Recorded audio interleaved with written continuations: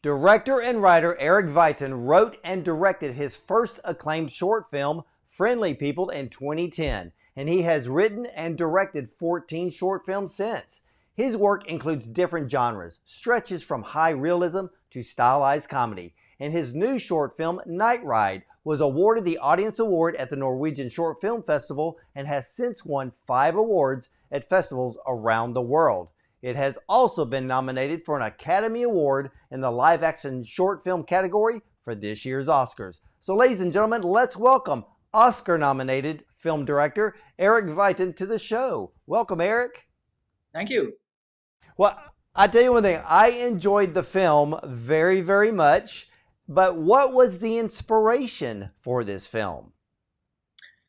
The inspiration for the subplot of the film, the whole tram ride, came from an experience from a friend of mine that, he was pretty young at the time and took off with the tram, almost like Ebba did in the film. And I thought that was a nice way to start a film because the main theme is a kind of a microcosm of society on the tram, which would contain the story and also have the social issues that were the theme of the story. So that was the kind of the subplot that bookends the film. Well, when shooting a short film, how difficult is it to create the plot and have this film move in a way with such grace in a short amount of time? I mean, instead of filming a 2-hour feature, how much work is it harder to do a short film?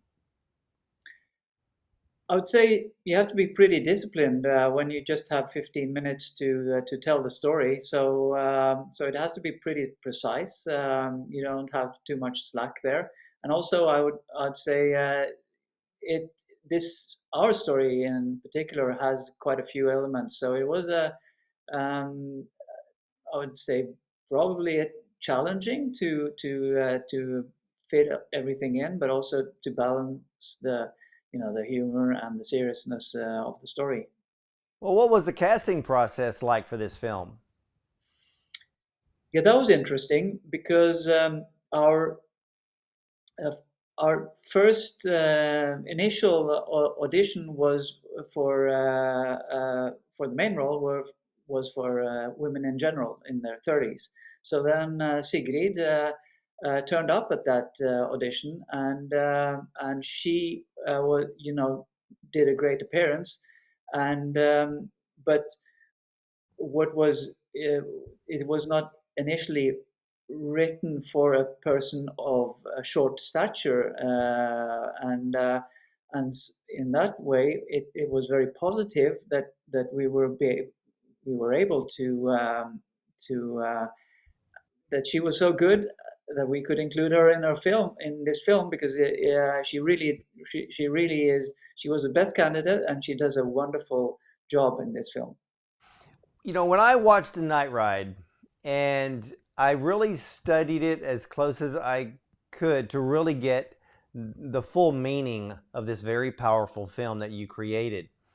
And when I went back to take a look at it, I kept looking at Ebba. And like you said, a person of short stature. And I thought that it really added an extra element to the film, especially about the way society judges people and also the side of society that thinks that bullying is okay. And you really had two different people in this film that experienced uh, the same type of bullying. So, Eirik, I really love the fact that you did cast a person of short stature in this film. It added that extra element to the whole storyline because of the way society judges people on the outer appearance and also to the element of bullying. And so it, to me, casting Ebba really amplified the whole message of the film. Mm. It did, and it was very valuable for us that also the main character was um, a person a bit different that also Ariel is. I'll do that again if you're okay. Yeah, go ahead, go ahead. Yeah, so we were very lucky that Sigrid joined us because her appearance in the film is also um, mirroring the other character, Ariel, because they're both different and they're both targets of harassment, which also they have this in common, and they kind of join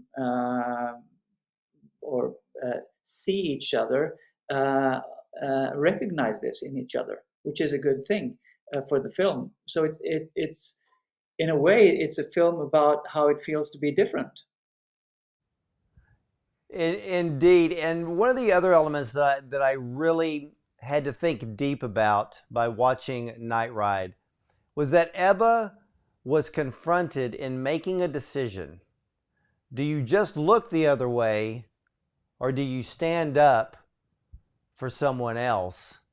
And I thought that was a very powerful message in the film. Yeah, thank you.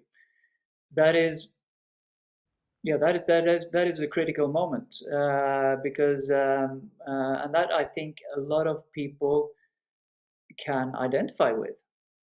We all have had these moments in our personal lives, like day-to-day encounters, or on the bigger scene of uh, things that we kind of don't want to look at or engage or empathize with because it it can confront us. And I would say I find myself I can find myself in that part in one way, just wanting to draw the curtain, and another way like spit, like you feel you want to engage, but it's you have to summon some courage to do that, especially in Ebba's case, which is she's these two bullies. They're kind of outnumber her and outsize her. So it is pretty much the core of the drama of the film, because a long time she also does something that we can identify with. She tries to ah, look the other way, or kind of um, stay in her comfort zone until she can't do it. She doesn't have the conscious. She has to engage. She has to try to make a difference. Well, let me ask you this because I was I was trying to figure it out. Why did you have Ebba steal the tram? Yeah, so that connects to the subplot of the film, that I wanted this film to have a start that didn't immediately give out what it was about, so that it would take some twists and turns before we get there. And also, I think that there is something of this theme for me. This might seem too metaphorical, but this theme that you're not in control of your life. You lose control of your life, and that's something I can identify with. At least you suddenly you're on this ride and you don't know, like, uh, how can you deal with situations, and I feel that a little bit uh, funny, absurd, maybe even surrealistic, that suddenly you're stuck on this ride and you can't really get off. It reminds me of Buster Keaton, if you've seen his films, from the silent film era. Yeah, definitely so. And I'd love, now that you explained that, it makes perfect sense to start the film off that way So that way the viewer doesn't figure it out so quickly. Can you talk about the LGBT aspect of the film?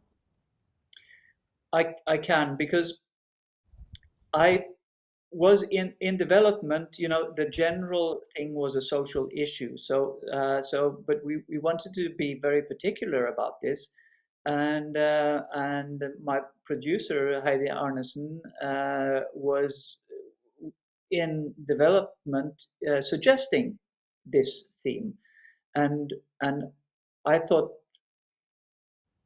straight away that was a good idea. Also, because it gave the story some possibilities, and and that has been a very um, good ride for us, because I was so I'm not very I haven't made a film specifically for LGBT community before, or LGBT festivals, but this film has actually made a difference for a few people that it was screened in St. Petersburg, where the festival is threatened by forces outside, that are very hostile to the LGBT community, and to be able to, it's almost banned for in certain places of the world. It's still forbidden. So then it grew of even more importance, that it was such that this theme means a lot to a lot of people that are very vulnerable in many places of the world, including Norway, and I would guess the US as well. Yeah, and I love the fact that, and it doesn't matter, you know, who you are as a film viewer, a film watcher. And ladies and gentlemen, if you have a problem with LGBT, don't use that as an excuse not to see this film. And the reason being, this film has a lot of important factors for all of us to grow as people, to understand that we're all different. We all know what harassment is. We all know what bullying is. We may have grown up being bullied in school, uh, but we can all take something from this film. And Eric, you did a fantastic job. What I also loved was that how important um, it was to have uh, Ebba to be the one who shows understanding to Ariel. And and again, it's amazing how her short stature makes this film larger than life. And I can understand why the LGBT community loves this film, because they completely understand what it's like to be harassed, especially for those that are minding their own business. Mm. And that's what I picked up from this film. We all like to mind our own business. We don't go around trying to wear a label or a tag. We're just wanting to live our life the way that we see fit, but we don't like people crossing into our space, disrupting or causing a problem. And this film, I can see why this is an award-winning film.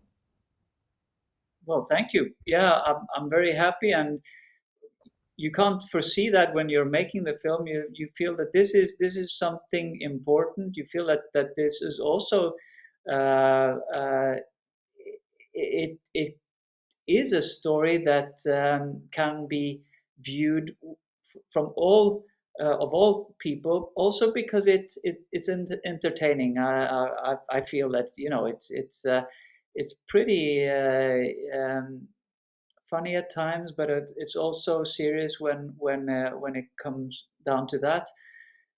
And I'm just happy and kind of overwhelmed that it has been received so well and so broadly. It's quite amazing, actually. Well, was there anything particularly difficult to film?